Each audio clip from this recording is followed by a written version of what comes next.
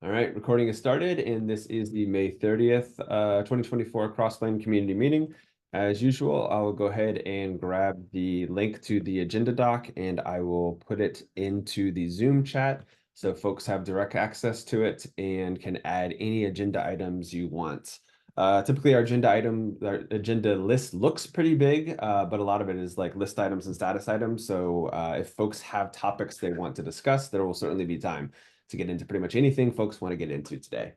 All right, so today is the first community meeting that we've had into the 1.17 milestone. And so we released 1.16, that means, since we met last time. So let's talk about 1.16 real quick, just to see, kind of go over what we accomplished in there. So the release notes are linked in the agenda doc, and then we've got this blog post that I wrote up as well too, to kind of consolidate some of the bigger items from the release. The first thing I wanted to call out for everybody, because this is what this community meeting is, and this is who us people are here, right?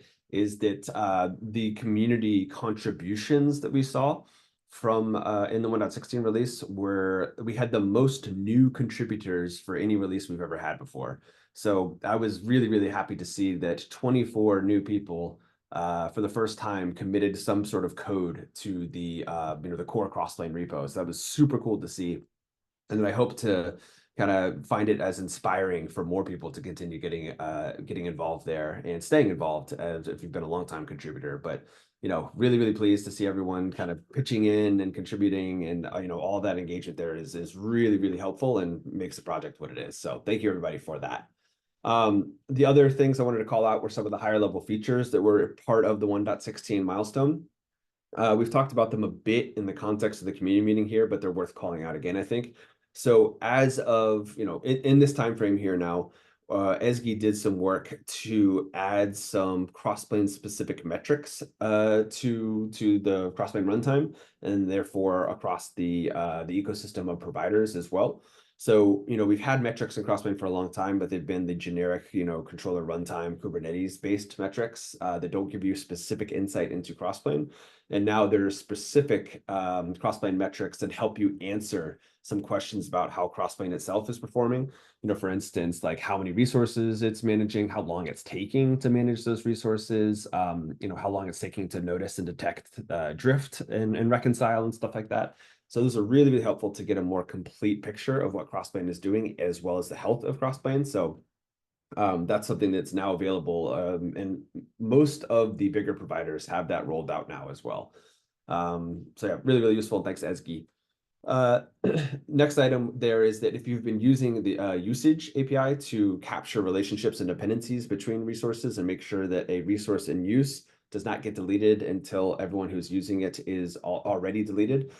There was a severe performance problem with that when it came time to clean up resources due to exponential backoff and retrying, and it would essentially take many, many, many minutes to clean up resources because of that. Hassan added a new field, a new experience to the usage API here that basically allows you to opt in to say, hey, when it's time to clean things up, go ahead and skip the exponential backoff and just try the replay, try to delete the resources immediately again. This speeds things up significantly for when resources are being cleaned up that are tracked by these usages. And I expect that this will be the default when we mature this API to beta, that this will just be on by default. But if folks want to try that out now in the 1.16 release timeframe and give feedback, that's definitely welcome.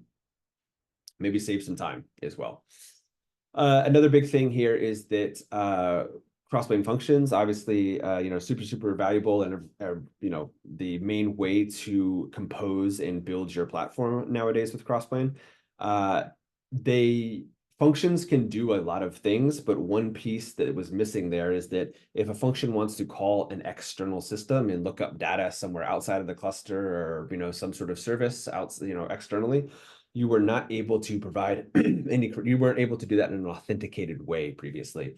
So now you can go ahead and specify credentials to use when authenticating with a function to an external service. So this makes this a lot more useful. You can actually look up information specific to your organization or specific to your platform, and then use with that information from an external system, then make some decisions in your composition logic, your function logic, to do interesting things.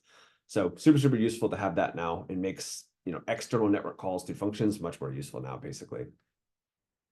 And also we, continue to invest in developer experience and, this, evolving the Crossplane CLI and continue to making it more useful for folks and Crossplane easier to use, which will be another, big theme in 1.17 as we continue on that path there.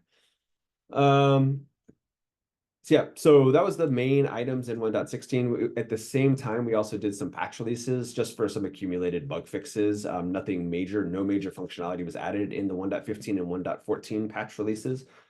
These are, the last three releases of Crossplane are the ones that are continued to be maintained and serviced. So we went ahead and did patch releases at the same time as 1.16 for all the currently maintained Crossplane releases.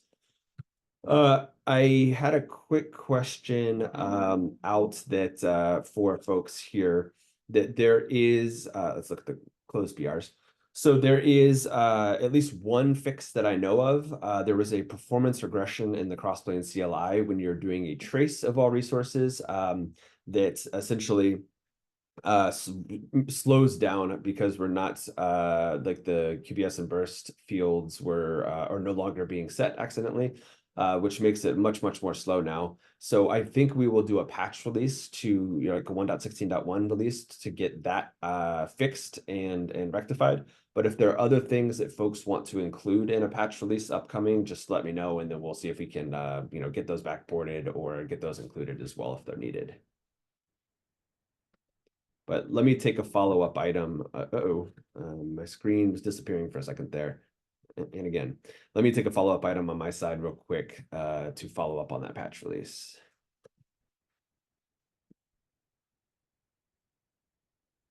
All right. Cool. So as I mentioned, we are in the very first segment of the 1.17 milestone. We're pretty early in the milestone still. The target window that we're looking at for this quarterly release will be sometime in early August. So we've got, more than 2 months left in this one. Pretty early on, we've got some of the big themes that we're focusing on. And we have some big community contributions in flight still as well that didn't quite land in 1.16, but we do expect to land in the 1.17 timeframe. So let me see it. Let me take a quick poll from folks here.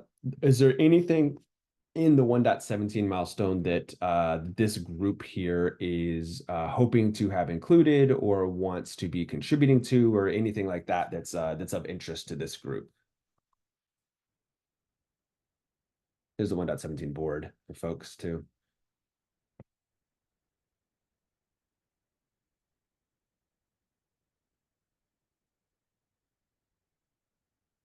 So we can kind of see here that there will be some, more maturity investments, especially around composition functions. It would be great if we could call that GA this release. That's kind of one of the big things I'm hoping for, honestly. And then, we talked about some of the community contributions that are being driven here that would be quite impactful as well. And then there also is some desire to kind of continue expanding the contributor enablement to make it easier to contribute to Crossplane. So that'll be a focus as well, along with some tech debt too. So definitely some maturity things. But let me know if there's any high level features and items that folks are hoping to drive or get included as well. Bob, is there anything in your mind as a core Crossplane maintainer and steering committee member? Is there anything on your mind that you're thinking of? Yeah, I would love to get operation functions some attention and some definition. I keep running into scenarios where I just think, man, that would be a great opportunity to have an operations function to do, that thing. Um, and I don't know what Nick's feeling is around composition functions, if he's happy with it or if he still has things that he wants to, wants to work on. If he is happy with it as it stands, I think it would be great to start thinking about, okay, how can we start triggering these functions to work in different scenarios based on, other criteria. Dude, Bob, something I think that would be really useful then is, for operations functions specifically. I think that, there's been a couple of scenarios that have been captured in terms of like use cases and where that type of functionality would be useful. If you are running on a regular basis into scenarios of like, oh, that would be a good usage for a operation function as well. If you have not already, please do like add that to the operation functions proposal issue. I don't think there's not a PR for it, but an issue that kind of helps capture and flesh out those use cases, because I think that'll be really useful for kind of defining like how this thing works and what it should do. Yeah, I can work on that. Yeah, don't keep those good ideas in your brain only, buddy. Well, I have to strike the balance between a lot of it's proprietary, and it's like, okay, so how do I describe Ah, this so that it's not proprietary? So yes, generalize. All right, yes. cool. Yep, that would be super helpful, I think. And yeah, I did want to call out also that, we're keeping these links here up to date and available for folks and triaging them and stuff. As we want to help enable more people to be contributing, just like we saw in the 1.16 release with 24 new people contributing. I want to continue that momentum. So these links on my screen here are super useful for both good first issues for people that want to, start getting involved, but want a smaller scope thing to focus on. And then P0 and P1 issues that are unassigned right now, that do not have an owner right now. Those are all really good things to tackle or to look at if you want to get involved more in contributing to Crossplane. All right, let's move on then to providers here. So Fatih went ahead and filled out this section for me asynchronously, and I don't think he's able to join, and I don't think Jean is able to join as well. So let me see if I can cover this real quick. Essentially, we've always got the section of recent releases here for different providers throughout the ecosystem. So you can find all those links with the release notes and the entry in the marketplace as well. You can follow on those. Since the last community meeting, the UpJet framework, which obviously helps you generate and build providers of your own for many different scenarios. They had a fairly big release of that since the last community meeting. So the 1.4 release is available, and the major providers have been updated to start taking advantage of that. So there are a lot of details in these release notes here. So I encourage folks, if you are a provider maintainer, provider author, or curious about maybe creating a Crossplane provider of your own, check out these release notes and that new functionality, which I think will be really useful. Another reminder also that there is a specific UpJet related provider related special interest group. So here's some useful links for folks to check out the agenda, see what's being discussed there, and get involved in that as well. That if you want specific focused conversation on providers. All right. So ooh, my keyboard just flipped over. That was unfortunate. All right. So moving into the community topic section here, I did want to call out that at the end of this year, we're saving the best for last, Lucas. So Lucas will be walking us through a real life experience that he went through recently, and a bit of a disaster recovery that him and his platform team had to overcome. So I think that'll be really interesting for folks to stay tuned and check that out at the end of the call. A bit of an incentive for folks to stay to the end to see that real life story there. And very grateful that Lucas is willing to share that with us to get some learnings out of it. All right, so agenda items before Lucas though. So as usual, a bunch of interesting content across the ecosystem, talking about Crossplane, blog posts and live streams and videos, etc. So feel free to click through these links and check them out. And if you have any additional links, feel free to send them to me or add them as suggestions to this doc so that any content you all are creating gets noticed in here. All right, so first big change that was done in the 1.17 milestone that I did want to cover for people. So Nick, and I don't think Nick is here, right? So Nick went through a pretty concerted effort here to essentially re-architect the way that Crossplane handles all of the dynamic watches and informers that we have. So as you know, in Crossplane, you define your own APIs, your own infrastructure APIs. And so those are all basically like the type system getting expanded dynamically. So when you create a composite resource definition, a new type gets created in the Kubernetes API, and we have to reconcile it, like, right? We spin up controllers, clean controller, XR controllers to reconcile them. We have to be watching for changes. Like there's a ton of Kubernetes machinery that runs and handles all this.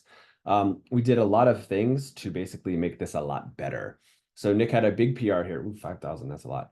So Nick had a big PR here to re-architect that. And so I wanted to explain to people that first, the primary purpose of this big PR was for performance. So you can see here that essentially all these objects, we weren't caching them. So, we were taking performance penalties on not caching them. And then also we would be making extra calls to the API server unnecessarily, basically. So the purpose here was performance oriented, so that the Crossplane composition machinery is now more performance, less API calls, less resource usage, etc. But a really, really nice secondary effect here is that the alpha real-time compositions feature, which, when you change a composition, we're dynamically watching it and we will respond to it immediately. That got its machinery reworked as well. So it wasn't the primary focus, but the issues that folks have noticed with real-time compositions not being as reliable as we want to, while it's in its alpha phase, may work much more reliably now. So I would encourage people that if you've been trying the alpha real-time compositions feature, to take it for another test bin now from master builds, right? We do not have a release for this, but if you take a recent build from master, you will see some changes to that machinery there. So feedback on real-time compositions, feedback on performance usage, all that sort of stuff would be really, really helpful now that this big re-architecture has been put into place for the early in the 1.17 milestone, and we have plenty of time to bake it over the next couple months. All right, next item.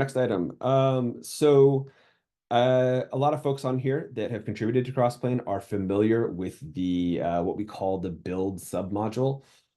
Basically, that was a whole big complicated system of make files that do all the tasks related to building and cross-compiling Crossplane for multiple platforms, spinning up all the end-to-end tests and infrastructure for that, a whole bunch of stuff. We have had definite problems over the years with make not being super friendly. A lot of people, make is confusing and a bit arcane. And so Nick started exploring what would it look like to have a different experience for the build submodule. So instead of a bunch of complicated make files, Nick explored using a project called Earthly, which is a build system that kind of looks like Docker files. The way that you describe the steps you want to take in using Earthly to build your software and release artifacts, this kind of looks like a Docker file. So it is a much more accessible build system than Make is for most people in the modern era. And so we've essentially made the decision to, within Crossplane and Crossplane runtime, update the build system to use Earthly instead of using Make. And I think we're going to do this for one release, and we will see how it goes for us. This is not a committed decision, as in there's no way to go back on it. It is hey, we believe this is a much more friendly approach for contributors and folks that want to write code for Crossplane to be able to understand how the heck it's getting built and to be able to, follow along and contribute back to it. So we think this removes a barrier for contribution, and that's probably the biggest reason to do this. But feedback is super, super important, right? So if folks try this out, you start building Crossplane and getting involved in the code base there, and you're having problems with it, let us know, because that will influence the decision of, after this release, if we stick with it or if we revert and go back to the build submodule. And if folks want to get a really good sense of what this thing is and what it does, I've linked to the design doc that explains, all the background context, what it looks like to do like a build file with Earthly, and some of the changes that we expect from it. So feel free to read that and let us know if anybody has any questions at all. Okay, next agenda item here. So we have a bunch of special interest groups in the Crossplane ecosystem, and we would like to spin up a new one focused on documentation. So I think a lot of folks have good opinions about documentation, and if there are folks that are passionate about contributing to the Crossplane documentation and keeping things moving forward, we're going to start a special interest group associated with that. So here, this is a call out for everybody that if you are very passionate about Crossplane documentation and you want to lead this effort, that spot is available right now. So if somebody wants to take the reins and drive this special interest group for docs and Crossplane, just let us know. We'd be happy. You will have the support of both me and Ray to get that going, and it's kind of bounce ideas off and whatnot. But yeah, this is a really good opportunity for folks to step up into a role with some leadership and get more heavily involved in the Crossplane ecosystem for docs. And if you don't want to lead the effort, you can certainly contribute to the SIG, join the meetings, be involved there and share your opinions as well, because opinions are valuable as well. All right. Cool. And then last week, no, 2 weeks ago, I guess, Philippe did a brown bag for us on Renovate, which we talked about in the last community meeting was going to happen. We did this, and the recording link is there if you right here in the doc if you want to see it. Basically, Philippe walked us through how Crossplane uses Renovate to keep all of our dependencies up to date and the architecture and the system that we have in place for that to be functioning, keeping dependencies up to date, generating code when we need to in response to dependencies, everything like that. So if you want to learn more about Renovate and how you can kind of contribute to keep those things flowing, all the updates of dependencies flowing throughout the milestones, this would be a great link for you to check out.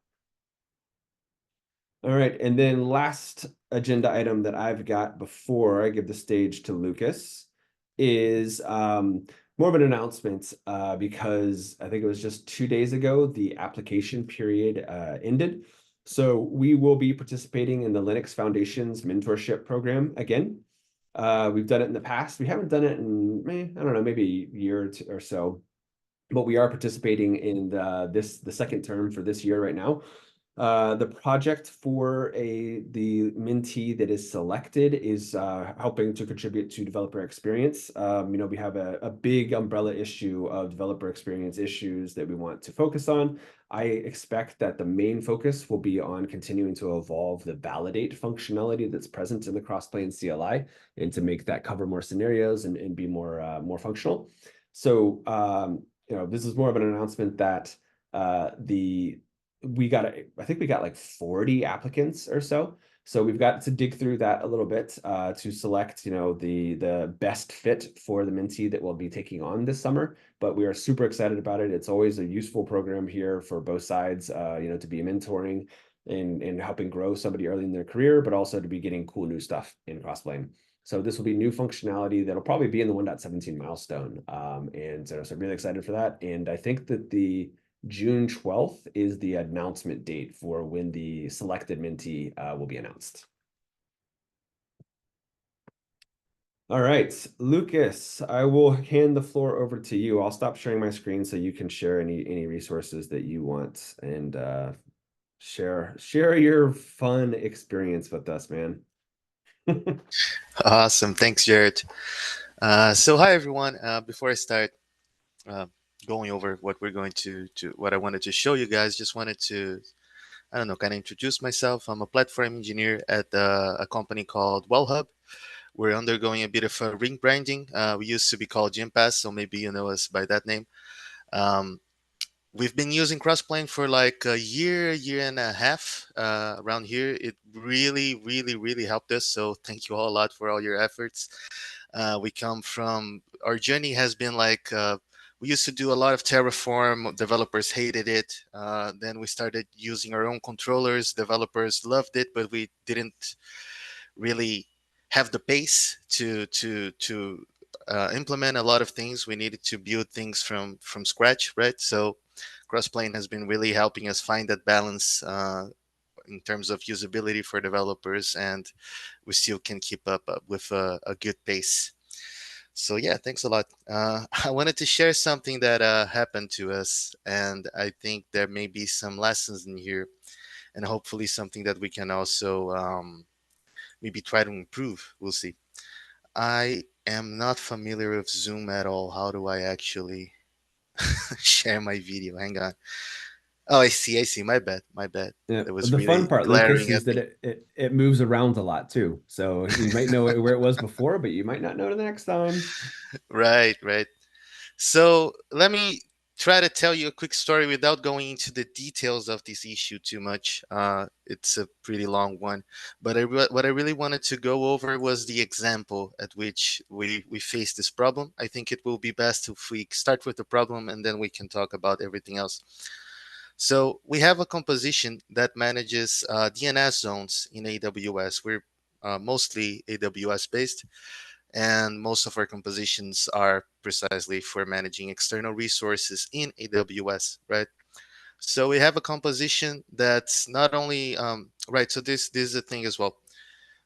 We have the compositions that are meant for developers, but we also implement compositions that are meant for platform engineers, and this is one of them. This is a composition that manages DNS hosted zone, and not only that, it takes a zone which already has a parent domain in the same AWS account. So the neat thing about it is that you can just create a new zone, and at the same time, you're also delegating authority to this new zone by inserting a record on the parent zone, right? So let's call the parent zone bar bus just so that we can actually have a name here. And the zone that we're actually managing through this composition is the full bar bus zone, right? So this is the parent, this is the child zone, and the composition itself does not manage the parent zone, but it manages a record in that zone that delegates authority. Okay. Hopefully this is not too hard to understand. But here's the thing. We did a here I'm saying that for one reason or another, this is a more general scenario, right? I want to talk more specifics here.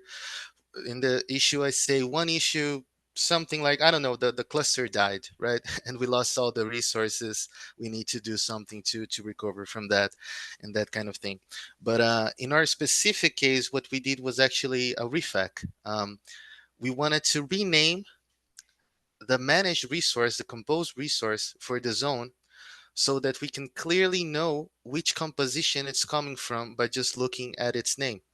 This is because we have another composition that is to manage top level domains, right? And that composition does not use this secondary record here. It only manages the zone itself. So we wanted to refact so that we could easily know, oh, okay, this composition is actually the ones for subdomains and not top level domains. Right. Maybe some of you are already spotting where this went wrong, right? When the names are immutable in Kubernetes and they are the key for those resources, right? So when we rename the managed resource, what we're actually doing is we're deleting the resource and then creating it again with a new name, right? Most of the time, Crossplane, I mean, well, the AWS provider handles this perfectly, right? It will just pick up the hosted zone that already exists on the AWS, and all is good. Problem is sometimes, especially I've been noticing, I might be wrong here, it's just an impression, especially when it's an older service in AWS, the ID is non-deterministic, which means this may cause the provider to have trouble observing this resource, this external resource, right? Because in order to observe, it needs to know this ID, which is random, and I mean, it just can't, it fails to observe, and wrongfully asserts that it needs to create a new zone, right? Because it couldn't find the old one. This is basically what happened to us when we rolled out the refac. The problem is by the time it was deleted, right, when recreating the managed resource, things were fine because we usually for production we set the deletion policy as orphan. So as things vanish from Kubernetes, they still exist in AWS, right? So by the time it was deleted, there was no problem. But when it was recreated, it duplicated the zone. And because this composition is, well, it's also managing the authority for that zone. As soon as the new one got installed, as soon as the new zone got installed in AWS, we propagated the ID for that zone, the name servers for that zone, back to the composite resource status. And from there, it went to the record that manages authority. So basically, it pointed all of our DNS resolution to this new duplicate but empty zone, right?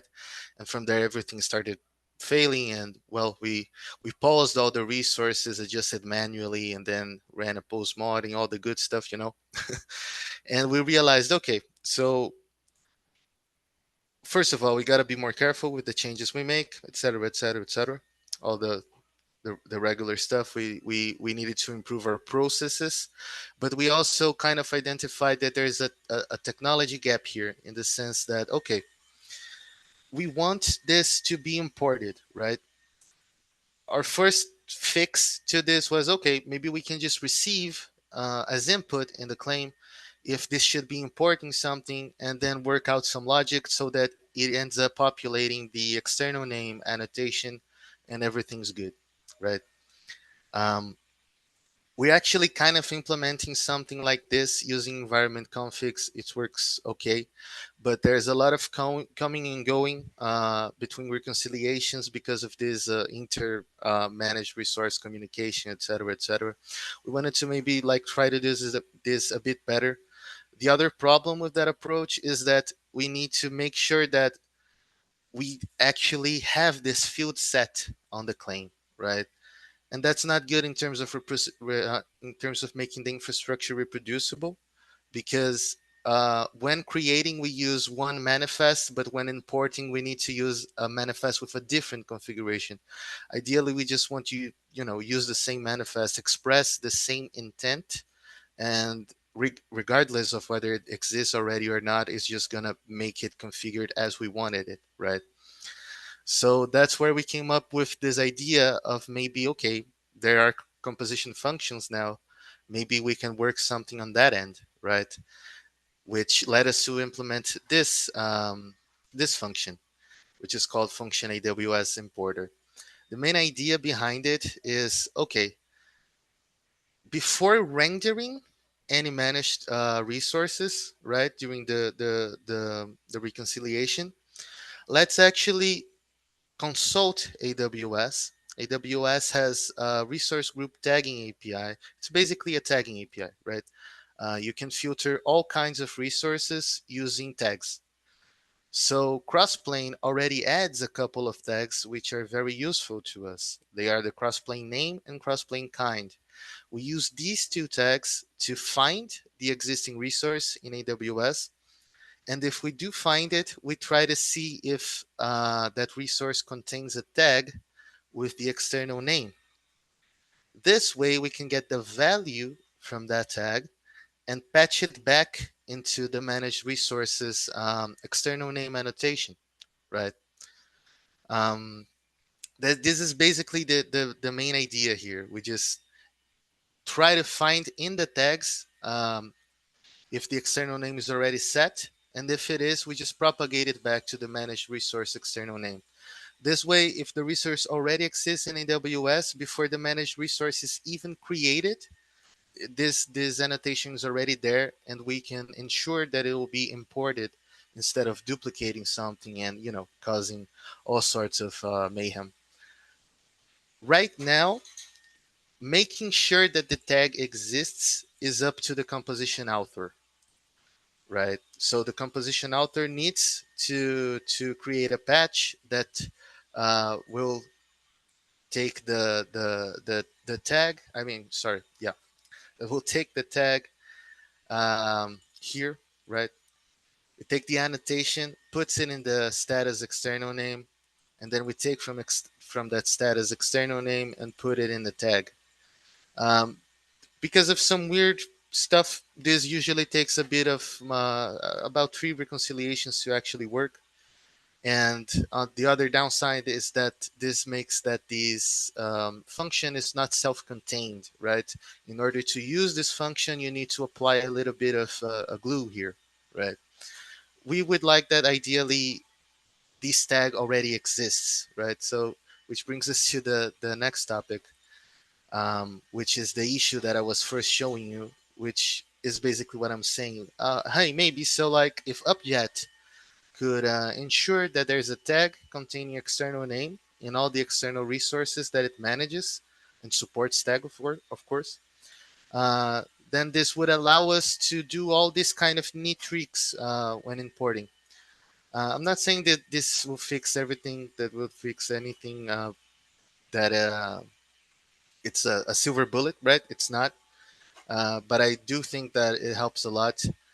And that's why we are proposing this. But mostly, I just wanted to really talk about how, not necessarily about this solution itself, but talk about how composition functions can really open up a lot of doors so that we can do this kind of operation ourselves, test out what works, what doesn't, what is robust, what is not, and before we try to implement things in Crossplane itself, right? It's a very useful tool.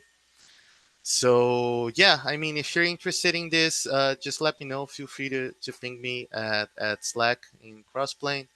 I think Jared also inserted the issue itself. It goes over in much more detail what we're actually proposing here.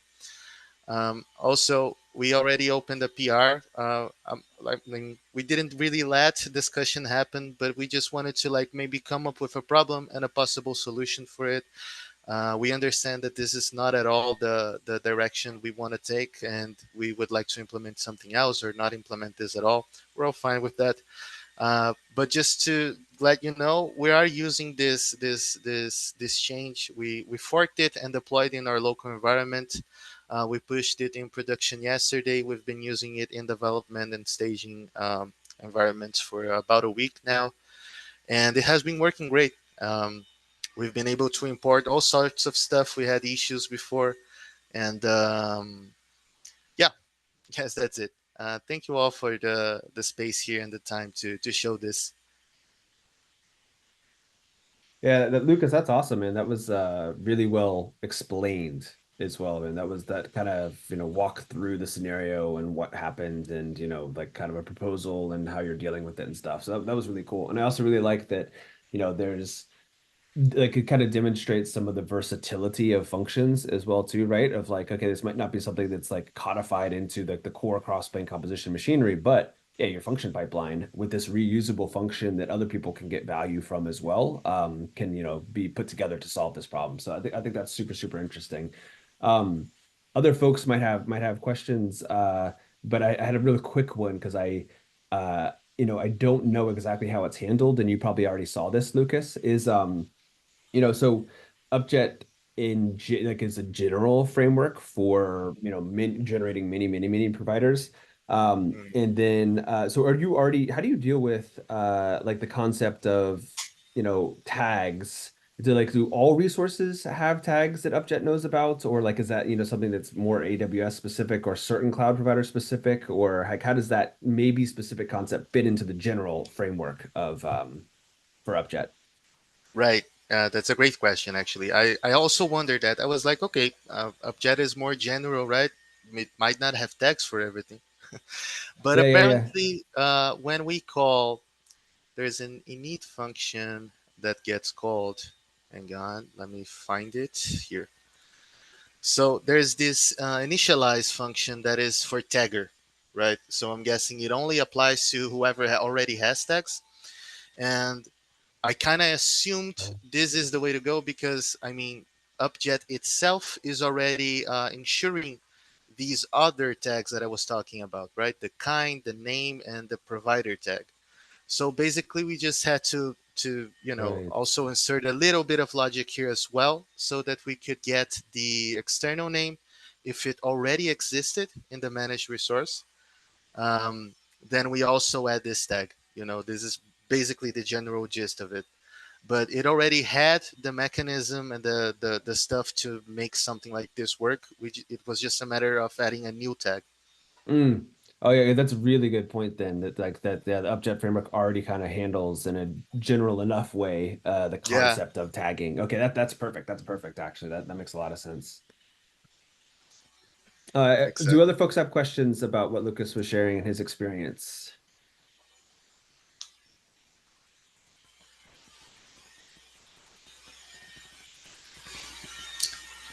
Cool, guys. So if anyone, folks, if anyone thinks of a question later, feels interested in about this project, this issue, this function, just let us know.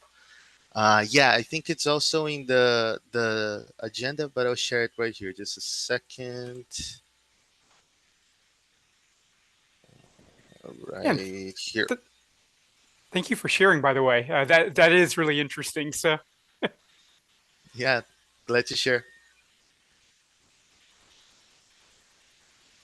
Sweet. Yep. Okay, cool. Yeah. So yeah, Lucas, the issue that you had opened and explained everything here is in the agenda doc. It's in the Zoom chat as well. So folks have access to it there. So yeah, awesome, man. Really appreciate the taking the time to write this up, like to think through this. Bad thing happened. You all had a bit of an outage. You dealt with it, then taking the time to write it up, thinking through kind of holistically, how could this be improved for other people, coming up with solutions, man. So I think that's like super awesome, community driven, like, solving problems type of thing that I absolutely love to see, dude. And then taking the time to share it with us here too in the community meeting. It's really cool, Lucas. Like, thank you for doing that, man.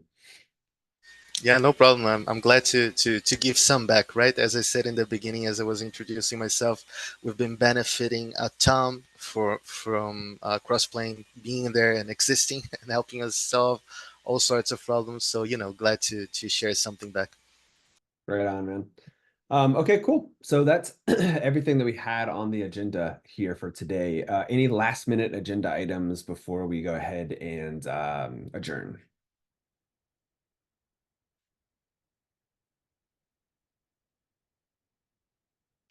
All right, then that should be everything. So cool. Thanks for everybody coming today, and good to see everybody. And we'll keep working on the 1.17 milestone. And yeah, have a great week. Thanks, everyone. Bye bye. Bye, everybody.